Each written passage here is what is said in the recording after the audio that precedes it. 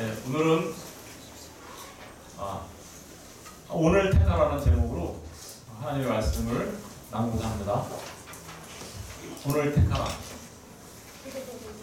우리 지난주에 브라가 골짜기 말씀 나눈 거 기억나시나요? 네. 브라가 골짜기가 뭐 하는 골짜기라고 했어요? 찬송하는 골짜기인데, 그 찬송하고 송축하는 골짜기가 된 이유가 뭐였죠? 이유는 하나였죠, 그죠?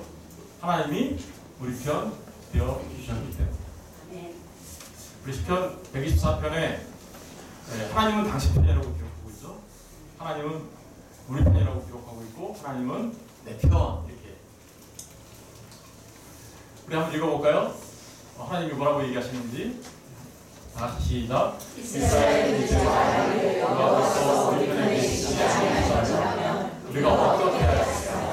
사람들이 우리를 떠올릴 때 여호와께서 우리 편에 계시지 아니할 거라면, 그러면 어떻게 될 뻔했어요? 여러분 인생이 어떻게 됐을 것 같아요? 하나님이 여러분 편은 아니었어요.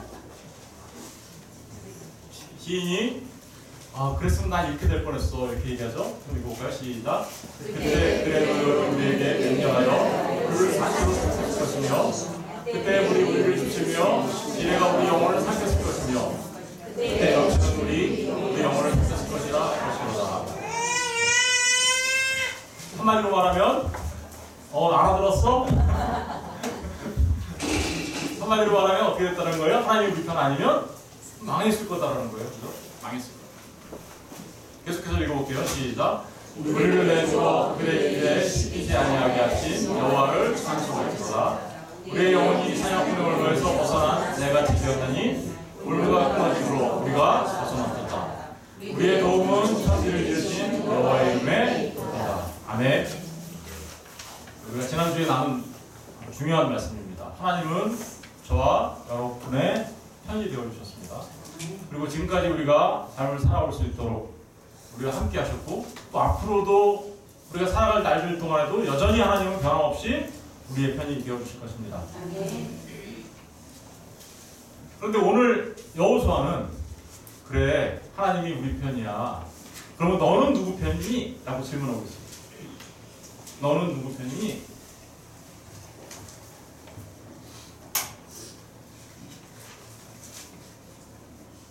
이스라엘 백성들은 하나님의 큰 은혜를 받았습니다.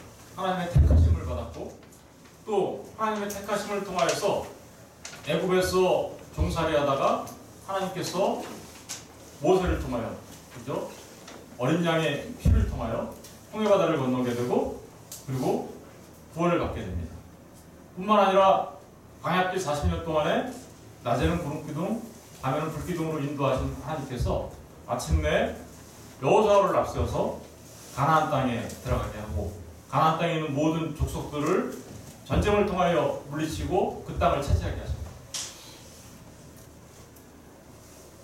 하나님께서 엄청난 은혜를 주고 이스라엘 백성들과 함께 하셨는데, 이스라엘 백성들은 그럼에도 불구하고 어떤 모습이었을까요? 이스라엘 백성들은 여전히 하나님을 믿는다고 하고 하나님의 백성이라고 얘기했지만, 그들 안에는 여전히 우상이 판을 치고 있었습니다. 이제 죽음을 앞둔 여호수아가 이제 그들에게 이야기합니다.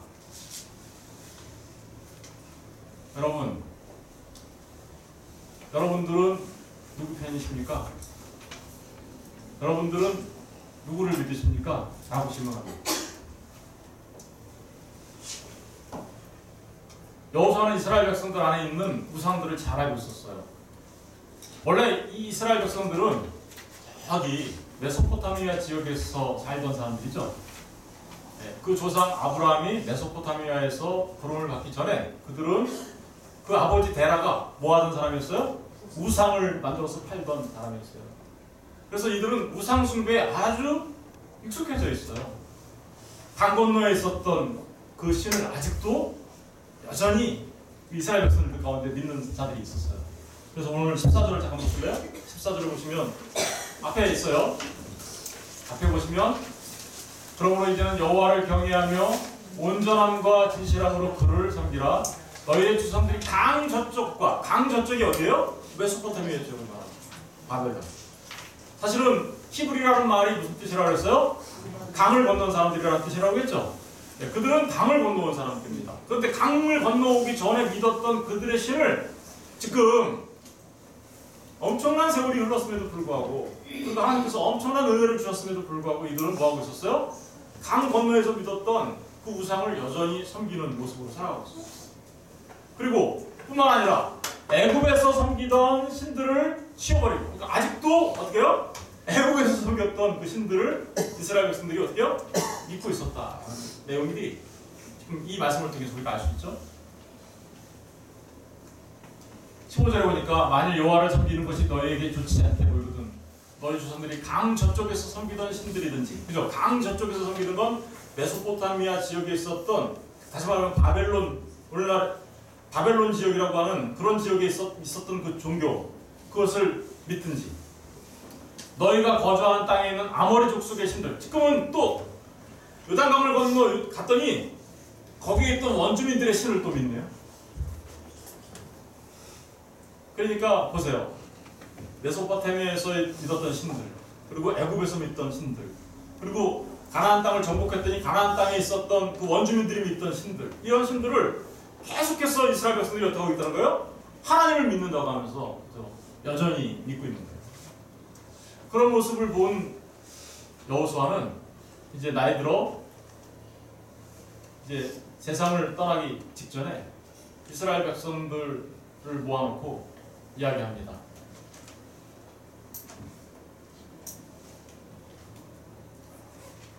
너희가 섬길 자들을 오늘 택해라. 오직 나와 내 집은 여호와를 섬기라. 여러분, 이거는 선택의 자유를 준 건가요? 그런 얘기한 거 아니죠. 이런 얘기랑 똑같아요. 이 얘기는 둘 중에 하나가 있는데 니들이 이걸 택하든 저걸 택하든 너희가 자유를 줄테니까 니들이 알아서 마음대로 해, 이런 뜻이 아니겠죠. 이건 무슨 뜻이냐면 이런 뜻이에요. 아버지가 아들하고 대화를 하는데요, 말을 안 들어. 아들이 말을 안 들어. 그러니까 아버지가 이렇게 얘기하죠. 맞고 할래? 그냥 할래? 맞고 할래? 이런 말 하죠. 네. 어떻게 하라는 거예요? 맞을 거 선택하라는 거예요? 아니면 순종하고 따르라는 얘기예요? 순종하고 따르라는 얘기. 지금 이건 오늘 택하라고 말하는 여호수아의 이 말은 선택의 자유를 주는 말이 아니라 나의 말에 순종하고 따라야 됩니다 라고 말하는 거예요. 다시 말하면 이 말은 선택의 여지가 없어요 라는 뜻이에요. 선택의 자유가 있다는 뜻이 아니라 선택의 여지가 없어서 반드시 너희들은 어떡하라는 거예요? 내가 믿는 그 여호와를 너희도 믿어야 돼 라고 말하고 있는 거죠.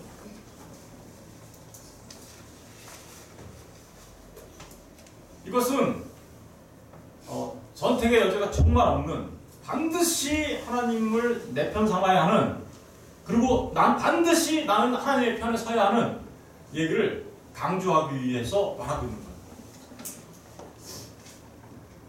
혹시 여러분은 그렇지 않습니까?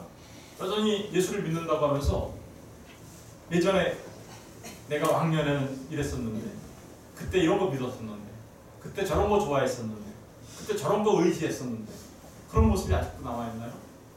그럼 지금 여호수아가 저와 여러분에게 얘기하는 거죠. 오늘 택해. 나와 내 집은 여호와를 섬기게.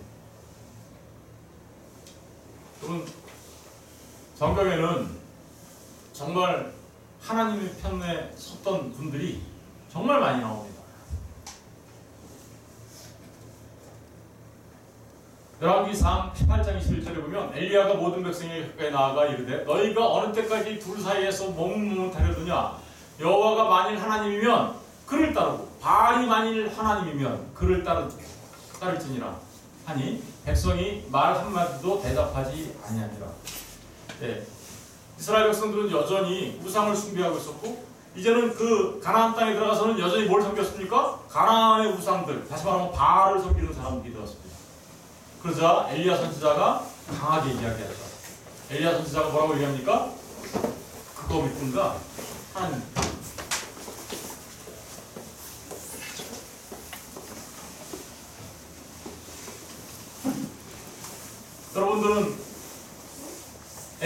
이 말이 이해가 되십니까? 사사기 5장 23절에 보면요, 이런 말이 나와요. 한번 읽어볼까요? 다 같이 시작. 여호와의 사자임을 보내 메로스를 저주하라. 너희가 거듭거듭 그 주인들을 저주할 것은 그들이 와서 여호와를 돕지 아니하며 여호와를 도와 용사를 치지 아니하리로다.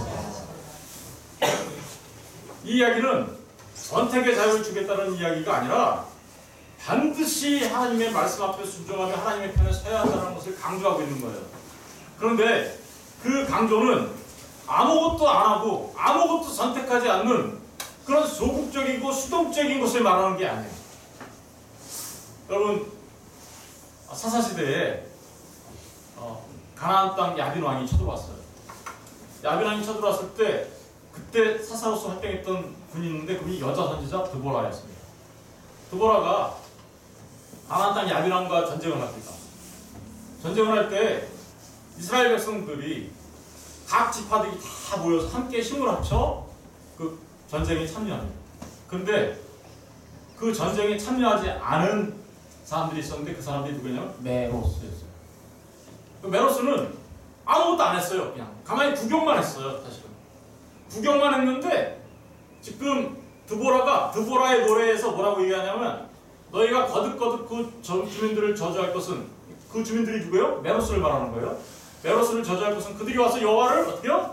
돕지 아니하며 여호와를 도와 용사를 치지 어떻게요? 아니하였다. 전쟁에 참여하지 않았다라는 거예요. 다시 말하면 하나님의 편에 선다는 것은 내가 다른 편에 가서 참가하는 것을 말하지 않는 것뿐만 아니라 내가 아무것도 안 하는 것을, 그것 자체가 이미 뭐예요? 그것 자체가 이미 하나님께서 기뻐하지 않는 일이라는 것을 말하고 있는 거예요. 여러분, 하나님의 편에 서고 오늘 하나님을 택한다라는 얘기는 아무것도 안 하고 있는 우리의 모습을 말하는 것이 아니라 정말로 능동적이고 적극적인 우리의 삶을 강조하고 있는 거죠.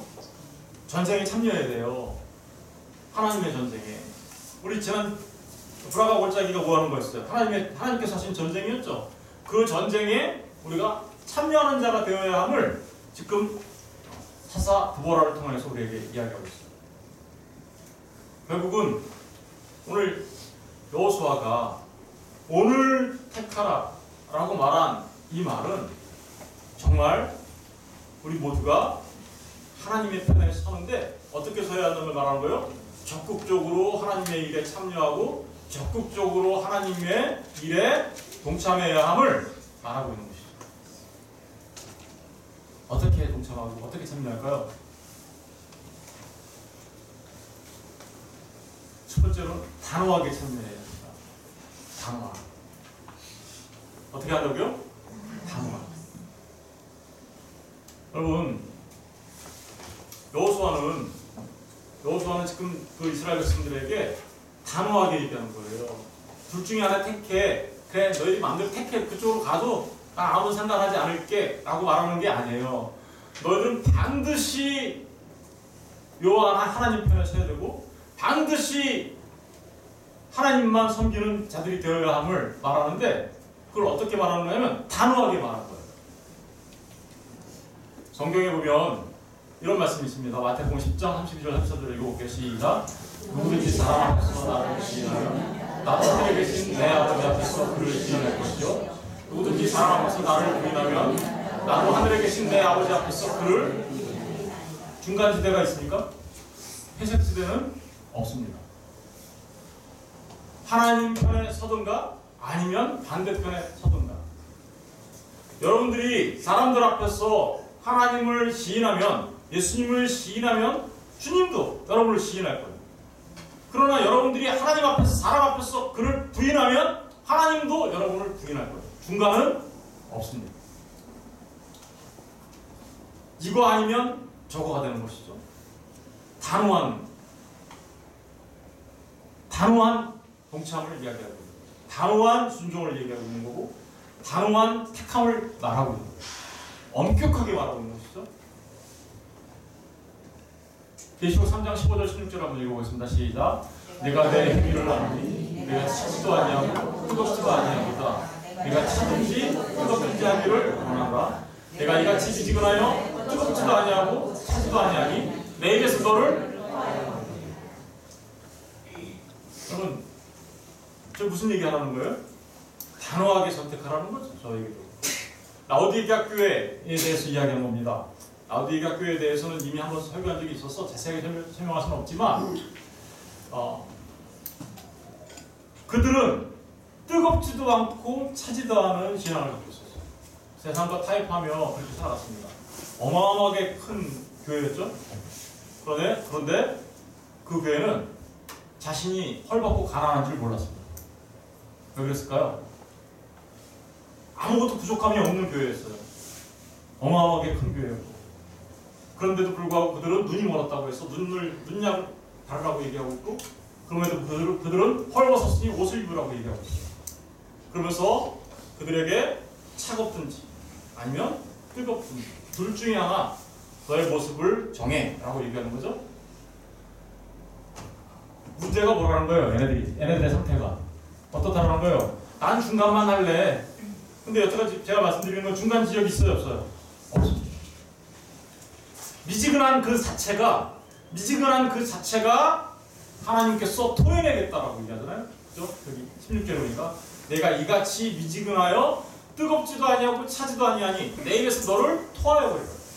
뜨겁지도 않다는 얘기는 히에라폴리스에서 나오는 그 온천수처럼 뜨거운 물이 되어 사람들에게 온천수로서의 그 유용한 물이 되든가, 아니면 골로새 지역에서 내려오는 마실 수 있는 시원한 물처럼 차가운 물이 되어서 사람들에게 유용한 마실 수 있는 물이 되든가 그래야 된다는 거예요. 그런데 뜨거운 물도 아니고 차가운 물도 아닌 두 개가 딱 섞여버렸어요. 라오디게아 지역에서 히에라폴리스의 뜨거운 물과 골로새에서 내려오는 차가운 물이 섞여버렸어요. 그러니까 뜨거운 물로 온천수로 사용하자니 온천수도 안 돼. 마시려고 하니 마실 수도 없어. 아무 유용성이 없다는 거죠. 쓸데없는 물이 되었다는 거죠. 바로 하나님을 믿는다고 하면서 하나님의 편에 서지 아니하는 자들이 바로 이런 자들이라는 거예요. 이런 자들은 하나님께서 뭐라는 거예요? 토해낼 것이다. 여러분, 하나님을 택하라는 이 말은 정말 단호하게 얘기하시는 거예요. 단호함을 얘기합니다. 기억하십시오. 정말 단호하게 여러분들은 오늘 하나님을 택하셔요. 하나님 앞에 내가 하나님의 사람으로 설 것을 하나님이 내 편이시니 나도 하나님의 편이 되겠습니다 라고 말하는 단호한 자세의 택함이 여러분에게 있어야 함을 말하고 있는 것이죠. 두 번째로는 나는 하나님을 택했어요 라고 말하는 사람들이 많이 있어요. 근데 대부분의 사람들이 어떻게 해요? 입만 살았어요. 막 왜 웃으세요? 입만 살아서 하나님을 택한 사람들이 너무 많죠.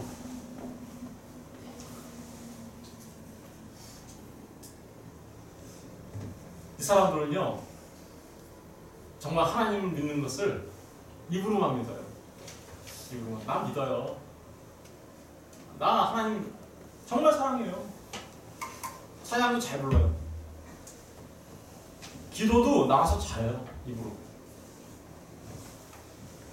근데 정말 하나님을 향해서 택한 하나님을 향한 하나님 편에 서는 삶은 없어요. 이게 문제라는 거죠. 디도서 1장 16절 한번 읽어보겠습니다. 시작. 그들이 하나님을 신뢰한다. 행위로는 부인하니 가증한 자요 복종하지 않는 자요 모든 선한 일을 하나님을 이유로 시인해요. 그런데 행위로는 부인해요. 제가 참 많이 얘기했어요. 이 말씀을. 실천적 무신론자라고 얘기하는 거죠. 이게 하나님이 있다라고 생각은 해요. 그런데 실제적인 삶 속에서는 하나님이 없어요. 그러니까 생각으로는 유신론자예요. 하나님을 믿는. 그런데 삶으로는 무신론자예요. 이런 사람은 하나님을 믿는 게 아니겠죠. 네, 가증한 자라고 얘기하잖아요. 그렇죠? 가증한 자요, 복종하지 아니하는 자요, 모든 선한 일을 버리는 자다 라고 얘기하죠. 여러분, 하나님을 믿는다는 것은 우리의 생각으로만, 우리의 입술로만 믿는다는 것을 말하는 것은 아닙니다. 수많은 사람들이 하나님을 그런 식으로 믿었어요. 말라기 한번 읽어볼게요. 시작. 내 이름을 멸시하는 제사장들아, 나 만군의 여호와가 너희에게 이르기를 아들은 그 아버지, 종은 그 주인을 공경하니 내가 아버지를 부른데 나를 공경함이 어디 있느냐? 내가 주인일 진데 나를 두려움이 어디 있느냐? 하나 너희는 이르기를 우리가 어떻게 주 이름을 멸시하였나이까? 안 했다라는 거예요. 자기들은 하나님을 안 멸시했다라는 거예요. 제사장들이. 네? 근데 하나님은 지금 너희들이 나를 멸시했어. 아니요, 우리는 하나님 잘 믿어요. 계명 열심히 지키려고 하고 하나님을 열심히 섬기려고 하잖아요. 매일 제사 지내고. 그랬더니 7절부터 한번 읽어볼까요? 하나님이 뭐라고 얘기하잖아. 시작. 너희가 더러운 것을 나의 제사에 드리고 또 말하기를 우리가 어떻게 주를 더럽게 하였나이까 합니다. 이는 너희가 여호와의 식탁은 경멸이 있는 것이라 말하기 때문이라. 만군의 여호와가 이르노라 너희가 군번 생제물을 바치는 것이 어찌 약하지 않냐며 저는 것 병든 것을 드리는 것이 어찌 약하지 않냐며 이제 이것을 너희 총독에게 데려보라. 그가 너를 기뻐하겠으며 너를 받아주겠느냐. 만군의 여호와가 이르노라 너희는 나 하나님께 은혜를 구하면서 우리를 불쌍히 여기소서 하여 보라. 너희가 이같이 행하였으니 내가 너희 중 하나님들 받겠느냐. 말로는 하나님을 잘 섬긴다고 얘기하고 하나님 잘 믿는다고 해요. 그러나 삶으로는 부정합니다. 하나님께요 뭔가를 드린다고 얘기해요. 희생제물을 드린다고 해요. 온전한 것 드리라고 주님께서 하나님께서 얘기하시는데 어떻게 드린대요? 저는 것, 병든 것, 자기한테 필요 없는 것, 쓰다가 남은 것. 오늘날 많은 사람들이 하나님을 믿는다고 하는데 저 모습으로 하나님을 섬기는 자들이 정말 말해 뭐 하겠습니까? 생각해 보십시오. 이들은 교회가 주말 농장쯤 된 걸로 생각합니다. 주말 농장. 주말 농장은 누가 관리해요? 주말 농장 주인이 관리해요. 그리고 주말 농장 주인이 관리한 다음에 어떻게 합니까? 일주일에 한 번 자기들이 가요. 그리고는 농사 짓는 것처럼 얘기하죠. 교회가 주말 농장인 줄 알아요. 자기들 땅은 딴 데 있어요. 자기들 땅은 딴 데 있고 주말 농장은 그냥 주말 농장인 교회는 그냥 목사가 하는 거지 뭐 라고 생각하죠. 그들은 자기들이 먹다 남은 음식을 하나님께 드립니다. 자기들이 쓰다 남은 시간을 드려요. 자기들이 가지고 있는 것 중에 쓰다 남은 것을 갖다가 드려요. 그러면서 하나님을 잘 섬긴다고 얘기하죠. 그들의 중심에는 하나님이 중심이 아니에요. 가장 먼저 하나님 나라와 의를 구하라고 하는 그 우선순위는 뒤로 하고 내가 뭐 시간 남으면 가지, 내가 뭐 쓰다 남으면 드리지 라고 생각합니다. 그게 바로 저 말라기에 나오는 제사장 같지 않나요? 내 이름을 멸시하는 제사장이다. 너희들은 나를 공경했다고? 정말로 너희들은 나를 공경한 게 아니라 멸시한 거야. 너희가 더러운 떡을 나의 제단에 드리고 어떻게 주를 섬겼다고 얘기할 수 있으며 어떻게 여호와의 식탁을 온전하게 했다고 얘기할 수 있니? 그것은 여호와의 식탁을 경멸한 거야. 그렇게 얘기하죠. 여러분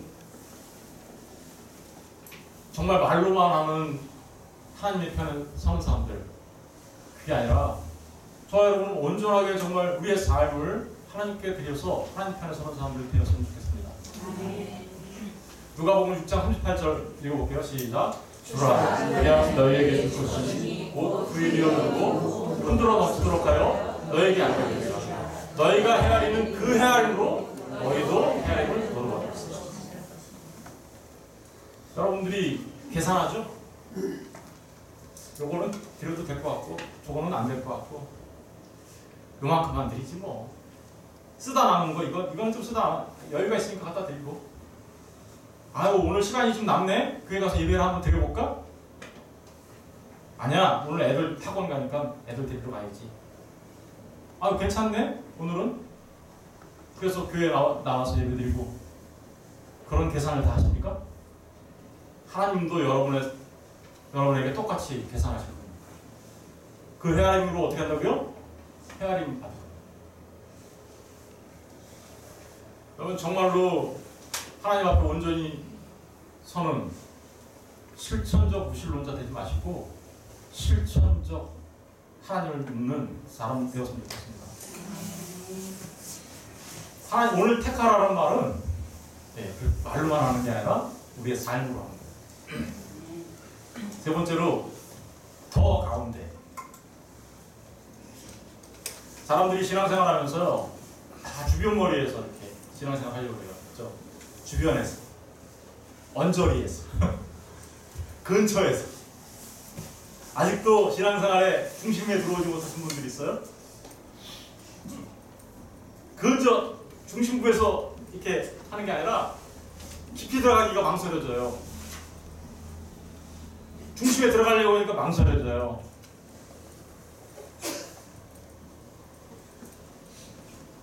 어떤 사람이 과수원 주인집에 놀러 갔어요.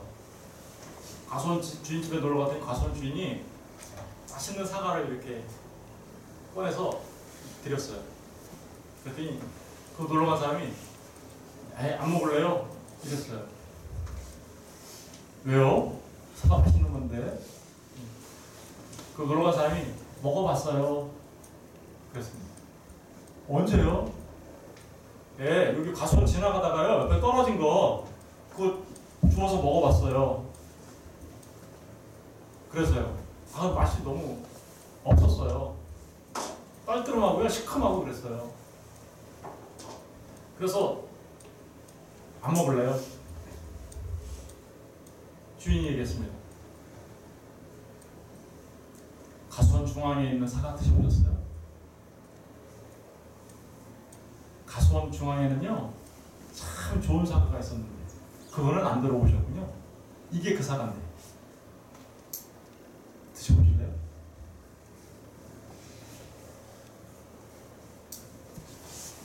정말 맛이 어떤가 맛보지 않으시겠어요? 여러분 한번 생각해보세요. 이 사람이 정말 과수원 중앙에 진짜 좋은 사과를 먹어보고 안 먹겠다고 한 건가요? 아니겠죠. 여러분 신앙생활도 그래요. 주변에서 놀면 그 신앙생활은 시큼하고 떨떠름합니다. 맛이 없어 보여요. 왜 그런지 아세요? 이렇게 얘기하거든요. 제자가 되려면 이렇게 하라고요. 마가복음 8장 14절에 우리와 제자들을 불러 이르시되 누구든지 나를 따라오면 자기를 부인하고 자기 십자가를 지고 나를 따를 것이다. 자기를 부인하고 자기 십자가를 지고 따라가려니까 아이고 너무 힘든 거 아니야 이거? 너무 고통스러운 거 아니야? 안 갈래. 나 그 사과 안 먹을래요. 떨뜨름하고 시큼해서. 누가복음 14장 20절에 보니까 누구든지 자기 십자가를 지고 나를 따르지 않느냐는 능히 내 제자가 되지 못하리라고 말을 했어요. 나의 십자가를 지고 따라가야 되는 거야? 너무 떨떠름하고 너무 힘들어. 난 안 할래. 그냥 주변에서 놀다가 주변에서 살다가 그냥 천국 갈 때 어떻게 싹 갈 수 없을까? 이런 분들 안 계세요? 여러분 이렇다면 정말 주님의 십자가의 보혈이 여러분에겐 그것밖에 안 되는 겁니까? 모세는 그런 것들 다 알고 있었습니다. 그런데 그는 이렇게 했어요. 믿음으로 모세는 장성하여 바로의 공주의 아들이라 칭함을 받기를 거절하고 도리어 하나님의 백성과 함께 고난받기를 잠시 죄악의 날을 누리는 것보다 더 어떻게 했다고요? 좋아. 그리스도를 위하여 받는 수모를 애굽의 모든 법보다 더 어떻게 했다고요? 큰 재물로 여겼습니다. 이는 뭘 봤어요? 상부심. 모세에게는요 과수원 중앙에 그 사과가 어떤 건지 알고 있었던 거죠. 여러분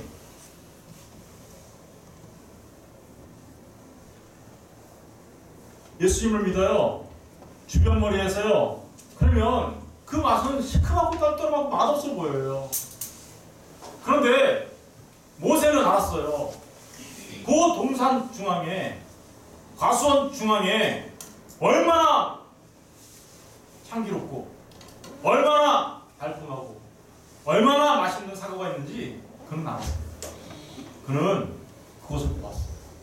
그래서 그는 바로의 공주의 아들이라 칭함을 받는 것을 거절했어요. 그리고 하나님의 백성과 함께 고난받기를 잠시 이 땅에서 살아가는 게 즐겁다고 여기는 것보다 더 좋아했습니다. 그리고 그리스도 예수를 위하여 숨어받는 삶을 애굽의 보화보다 어때요? 재물보다 더 큰 재물로 여겼다라고 얘기하고 있습니다. 이게 바로 오늘 택하라 라고 말한 여호수아가 말한 그 말의 진리인 거죠. 여러분, 저와 여러분은 신앙생활의 중심부로 들어가셔야 돼요. 신앙생활의 중심부로 들어가지 않고 주변 머리에 계속 있으면 시큼하고 떨떠란 맛만 보게 될 거예요.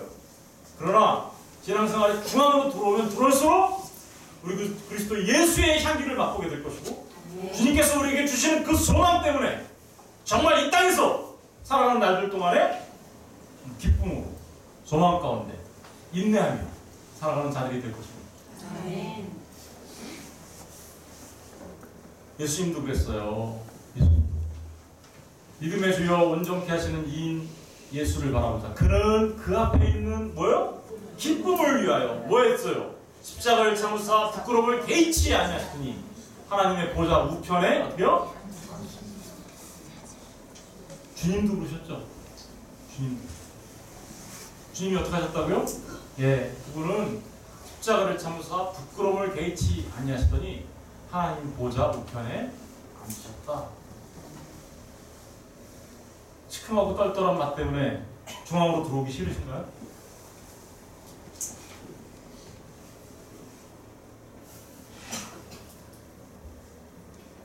그게 바로 진짜 신자와 가짜 신자의 차이점이에요. 진짜 신자들은 하나님을 택하되 단호하게 택하고요. 진짜 신자들은 하나님을 택하되 말로만 택하는 게 아니라 자신의 삶으로 택하고요. 그리고 그 신앙의 중심부로 뚜벅뚜벅 걸어갑니다. 이게 바로 요즘의 사람들의 진짜 모습이죠. 약속이 있어요. 우리가 천국에 갈 때만 약속을 말하는 거 아니에요. 육체에 연다는 약간의 유익이 있으나 경건은 범사에 유익하니 언제 또 있대요? 금생과 이 땅에서 살아가는 날들 동안에도 그 동산 가수원 중앙에 있는 그 사과를 맛보고 싶으십니까? 그러면 중앙으로 걸어 들어가셔야 돼요. 중앙으로 걸어 들어가셔야 됩니다. 주변에서 놀지 마시고요. 중앙으로 그리스도 예수를 깊이 알아가시기 바랍니다. 하나님의 그 사랑이 얼마나 높고 얼마나 깊고 얼마나 넓고 얼마나 긴지 그 사랑을 알아가시는 저와 여러분 되었으면 좋겠습니다. 말씀을 냈는데요. 하나님의 편에 서기를 택한 사람들이 있어요. 성경에 보면 성경에 나오는 모든 하나님의 사람들은 하나님의 편에 서기를 오늘 택했던 사람들이고, 그리고 그 택함을 그들은 죽을 때까지 그 택함을 지켰던 사람들이에요. 아벨이 그랬죠. 아벨이 믿음으로 하나님 앞에 섰습니다. 에녹이 그랬죠. 미친 사람 같아요. 다른 사람들은 다 세상에 타락의 길을 가는데 혼자만 하나님하고 동행해요. 사람들이 이상한 사람이라고 그랬을 거예요. 그러나 그는 이 땅에 있지 않았어요. 하나님이 도와주셨어요. 죽음을 맛보죠. 노아는 어땠나요?